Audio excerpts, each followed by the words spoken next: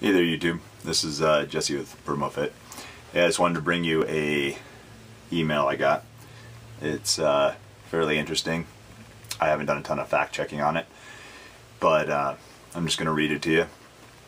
Tell me what you think, and we'll go from there.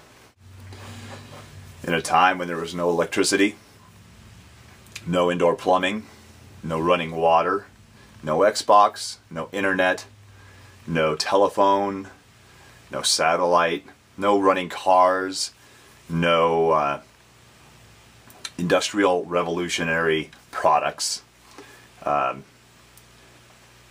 Information was handwritten or made on a press and was very slow to circulate. So the email is entitled, "Who was Thomas Jefferson?" So we've all heard of, well, hopefully we've all heard of him before. And I'm just going to read this. Hey, it says, Thomas Jefferson was a very remarkable man who started learning very early in life and never stopped.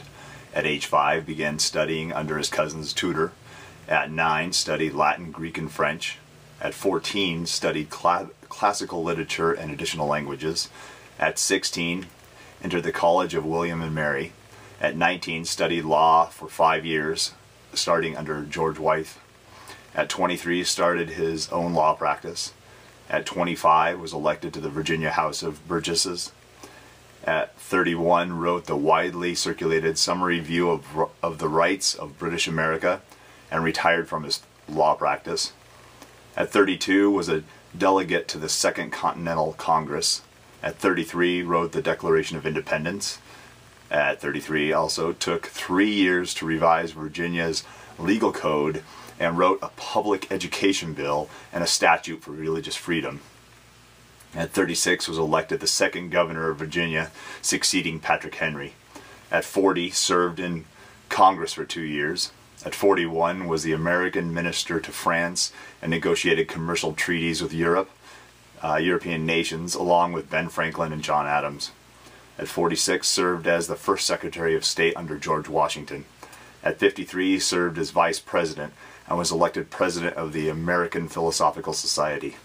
At 55, drafted the Kentucky Resolutions and became the active head of Republican Party. At 57, was elected the third President of the United States. At 60, obtained the Louisiana Purchase, doubling the nation's size. At 61, was elected to a second term as President. At 65, retired to Monticello. At 80, helped President Monroe shape the Monroe Doctrine. At 81, almost single-handedly created the University of Virginia and served as its first president. At 83, died on the 50th anniversary of the signing of Declaration of Independence, along with John Adams. Thomas Jefferson knew, because he himself studied the previous failed attempts at government. He understood actual history, the nature of God, his laws, and the nature of man, what happens to be way more than what most understand today. Jefferson really knew his stuff, a voice from the past to lead us in the future. John F. Kennedy held a dinner in the White House for a group of the brightest minds in the nation at the time. He made this statement: "This is perhaps the assembly of the most intelligence ever to gather at one time in the White House, with the exception of when Thomas Jefferson dined alone." When we get piled upon one another in large cities, as in Europe, we shall become as corrupt as Europe. Thomas Jefferson. The democracy will cease to exist when you take away from those who are willing to work and give to those who would not. Thomas Jefferson. It is incumbent on every generation to pay its own debts as it goes, a principle which, if acted on, would save 1/2 the wars of the world. Thomas Jefferson. I predict future happiness for Americans if they can prevent the government from wasting the labors of the people under the pretense of taking care of them. Thomas Jefferson. My reading of history convinces me that most bad government results from too much government. Thomas Jefferson. No free man shall ever be debarred the use of arms. Thomas Jefferson. The strongest reason for the people to retain the rights to keep and bear arms is, as a last resort, to protect themselves against tyranny in government. Thomas Jefferson.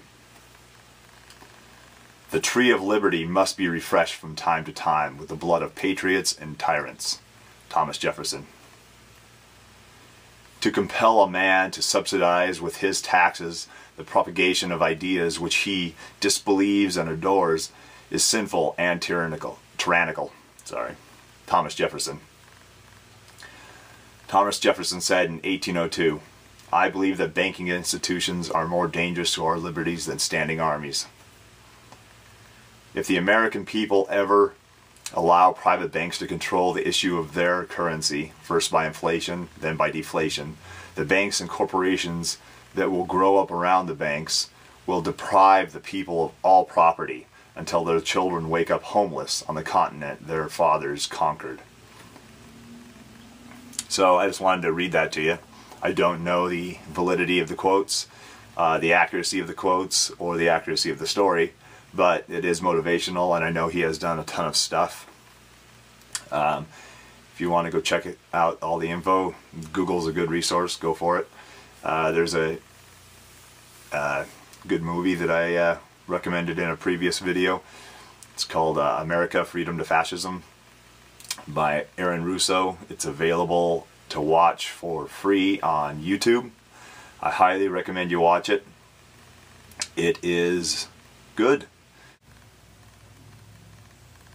What have you gotten done today? What have you gotten done this year? Last year? What's the value of your dollar? What's the value of food? What's the worth? What's the value of your time? What's your dollar worth? Has the value of things dropped so much that we couldn't dream to achieve what Thomas Jefferson has achieved? What is the totality of the situation that we are in? Can we strive for such greatness? Have the people in power taken so much power away from us that we couldn't dream to do as much? Can we do as much with less? I think we have to.